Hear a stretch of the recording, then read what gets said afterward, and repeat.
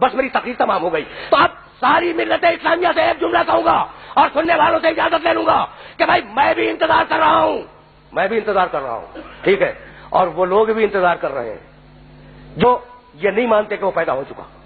آخری جملہ ہے, تقریر کا آخری جملہ. انتظار ہم بھی کر رہے ہیں, کس کا؟ جو پیدا ہو چکا. انتظار دوسرے مسلمان بھی کر رہے ہیں, کس کا؟ جو پیدا ہوگا. بھائی تو انتظار کیوں کر رہے ہیں؟ وہ انتظار کیوں کر رہے ہیں؟ بھائی اجماع سے بنا لو.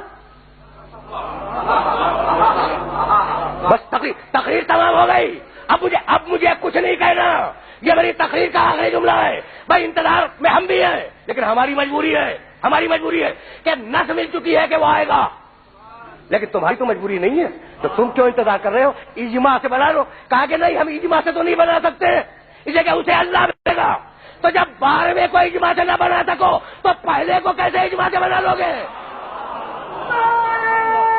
تقریر تمام ہو گئی.